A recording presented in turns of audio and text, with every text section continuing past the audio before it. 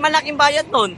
Kasi sikat yan eh. Alam mo si Daniel Padilla, hindi basta-basta, hindi tatanggap ng 50,000 yan. Yes. Diba? Para pumunta dyan sa konserto na yan. Mahal ho ang bayad kay Daniel Padilla. Sikat po yan. Kaya ang tanong, kaninong pera ang binayad po nila para po pumunta dyan? Para po pumunta dyan. Para po pumunta dyan.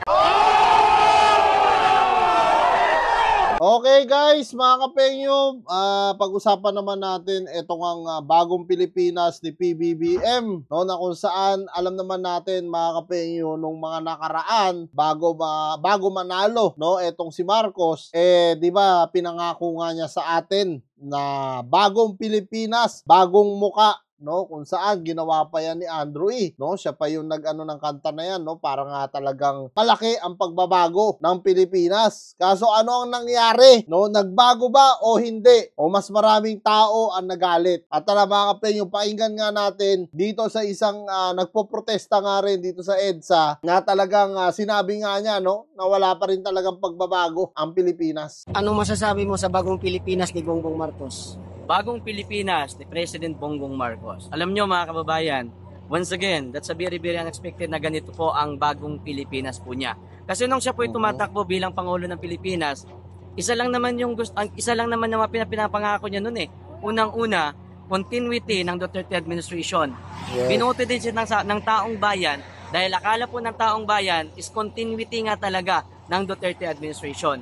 Pero hindi po nangyari yon. Noong nakaraan, correct me if I'm wrong, mga 4 days ago or 3 days ago, nagkaroon sila dito ng concert sa Tagum.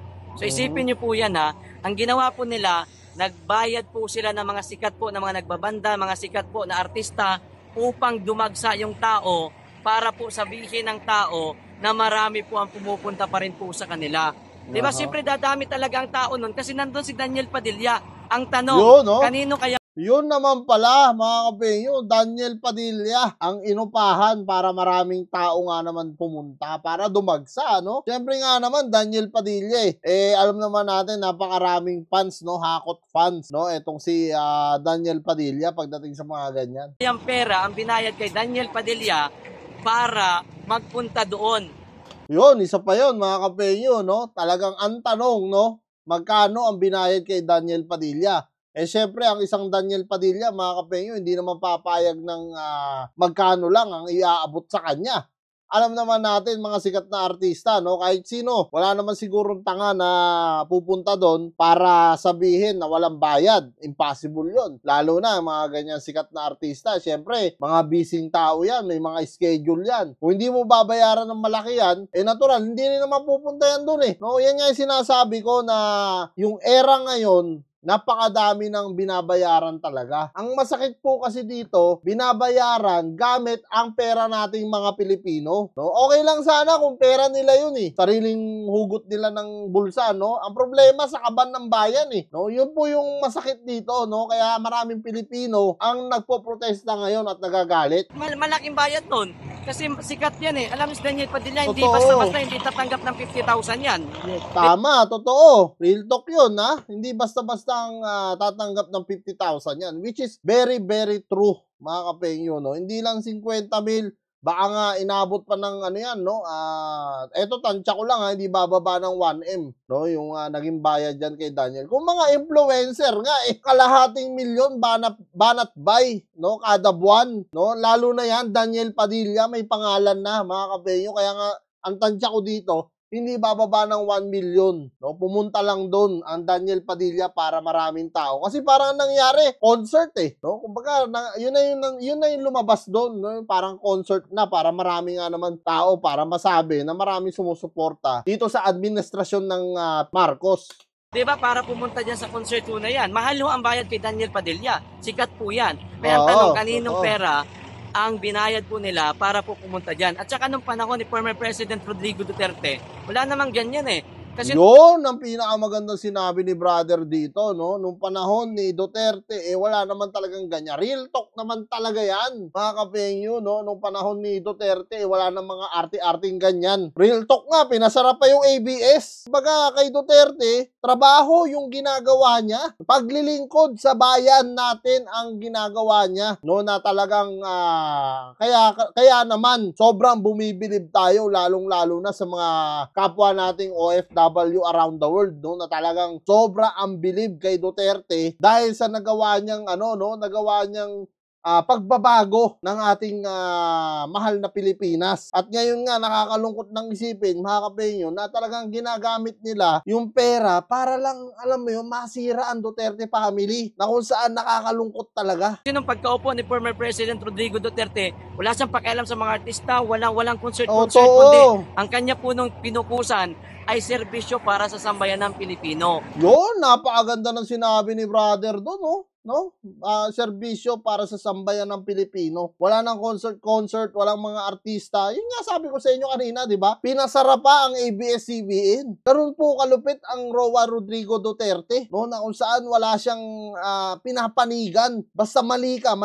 Ang kay Duterte, pag umupo siya, galangin mo siya, respetuhin mo siya. Kung ayaw mo, kahit pa magkaibigan tayo, magkakatalo tayo. Kasi hindi mo sinusunod Kumbaga, mali yung ginagawa mong hakbang diba? Kumbaga, ayaw na nga niya yun. Ayaw niyang mag-drugs ka. Ayaw niyang lumagay ka sa mga illegal. Patulad nun, hindi nagbabayad ng tax. Natural, ipapasara. Ngayon yung presidente natin, anong ginagawa? Wala nga. Diba? Ganun po ang ginawa ni former President Rodrigo Duterte. Ang layo ng bagong Pilipinas. Malapit na yung SUNA, kaya siguro namimigay siya ng mga ayuda sa sa iba't ibang parte ng Pilipinas.